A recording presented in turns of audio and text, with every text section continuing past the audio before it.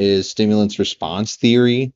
The name sucks. I feel like I could do a whole lot better than that. Psychologists have posed many questions about the way that we make decisions. They have also attempted to answer those questions with theories and schools of thought that may be quite different than the theories. Oh, is this going to be okay? We don't need the intro. Theories is Thorndike's stimulus response theory of learning. So, what is it? Stimulus response theory was proposed by Edward Thorndike, who believed that learning boils down to two things: stimulus and response. In Pavlov's famous experiment, the stimulus was food and the response was salivation. He believed that all learning depended. I think it was a dog. Was strong, the response was likely to occur when the stimulus was presented. In order to elicit a specific response to a specific stimulus, you had to strengthen its relationship in one of a few ways. This is where Pavlov's experiment. Yeah, conditioning, positive and negative conditioning. When you think of behaviorism, you may think of Pavlov's dog. This experiment the dog. Famous yeah, I knew this. It is also some of the strongest evidence for theories that fall under the larger category of stimulus response theory. Stimulus response theories attempt to explain the ways that human beings behave. Yeah, I already know all this shit, apparently. Behaviorism as a whole are not the forefront of modern psychology. They still serve as an important lesson about why we believe the things we believe about decision-making, behavior, and human nature. Let's look at three concepts that Thorndike developed while explaining the stimulus response theory of learning: law of effect, law of exercise, and law of readiness. Before Pavlov worked with dogs, Thorndike... Oh, dude, the title's so boring. Her monotonousness is so fucking boring.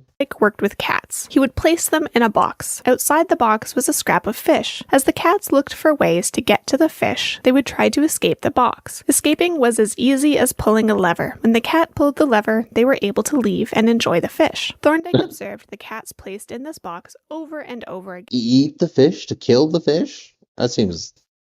Again, under the same conditions. He saw that the time it took to pull the lever decreased as the cats associated the lever with the fish. This helped him develop the law of effect. The law of effect states that if Oh, so they were more ready to hit that bitch so they can kill the goldfish, because they knew there was a good treat on the other end. Responses to stimuli produce a satisfying effect, they are likely to be repeated. If responses produce an unsatisfying effect, they are likely to be avoided. The cats enjoyed the scrap of fish that they could access. Dude, that's why people say like bullying is like a good something people need or whatever, you know, so you can have that like negative response to certain things.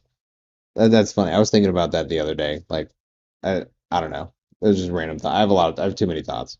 By pulling the lever. If the scrap of fish was replaced by an angry dog, the law of effect states that those cats would not be pulling any levers. We seek responses with positive effects, strengthening the relationship between a stimulus and the response. Yeah. I mean, what? You make it sound so complicated saying the stimulus response theory. Thorndike believed that frequent connections of stimulus and response strengthened that connection. The more often a cat was given the opportunity to pull a lever and receive a fish, for example, the stronger that connection would be, and the more likely they would pull the lever. But as Thorndike continued his work, he realized that this was not necessary. Yeah, over time. If the response leads to an unsatisfying effect or punishment, the connection between the stimulus and the response will not be strengthened. But Thorndike observed that the connection may not be weakened every time the subject gets punished either. Being subject to continuous trials of pulling levers and escaping boxes sounds exhausting. If a cat, human, or any other creature is too tired to try something out, they might just take a cat nap and leave the response hanging. Oh, you just give up?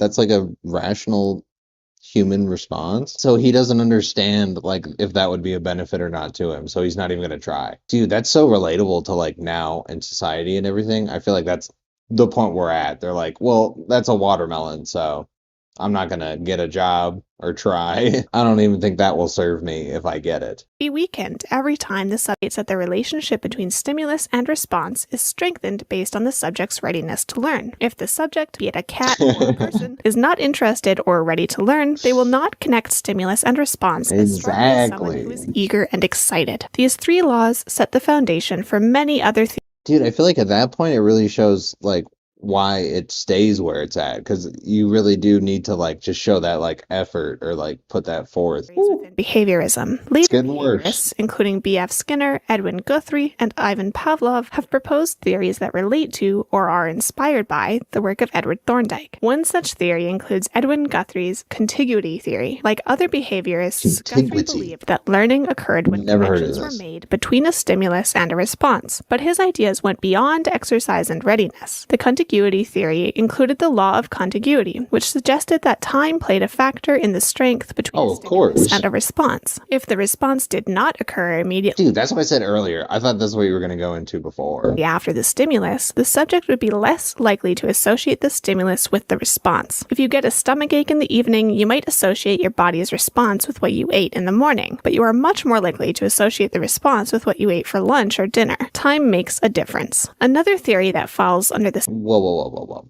I was kind of zoned. Hold up. Associate your body's response with what you ate in the morning, but you are much more likely to associate the response with what you ate for lunch or dinner. Time makes because it's more recent. Well, I mean, that's just a logical perspective. Like, I mean, you ate that at, 9 a.m. It's not likely that that's what's causing the problem.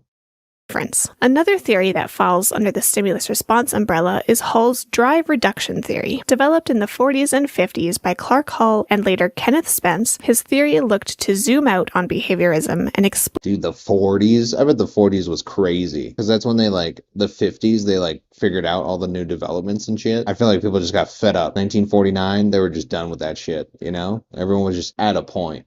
Hopefully we get there again. Explain the drive behind all human behavior. A stimulus and response are still crucial to this drive. Hull and Spence said that drive is a state that humans experience when they have a need to fulfill. If you are hungry, you are in a state of drive. If you are craving sex, comfort, or safety, you are in a state of drive. As humans, we want to reduce drive and return to a state of calm homeostasis. What do you do when you are hungry? You eat food and feel full. Drive reduction theory states that when the effect of a response is a reduction in drive, a subject will more likely respond to that stimulus in the same way. We couldn't wrap up. Oh, is that why Americans get fat? Oh my God, that's kind of insane. Up these theories without talking about Pavlov's dogs. Pavlov used stimulus response theory to demonstrate how dogs or humans could learn through classical conditioning. This is a process in which neutral stimulus becomes connected to a stimulus that already elicits a response. Once this connection is made, the previously neutral stimulus elicits a response. Stimulus response theories, to be blunt, can be quite simple. They are also deterministic in nature. No one wants to believe that their decisions are the result of any sort of. Yeah, that's what I'm saying. It's just logical. It's not even you have to think to do that. That just happens. So, okay. That was kind of interesting. I feel like that was the most awful title that they could have given it. So, at least now I get to change that.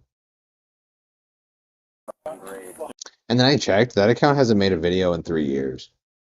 This was one of the most recent ones. So they stopped doing this.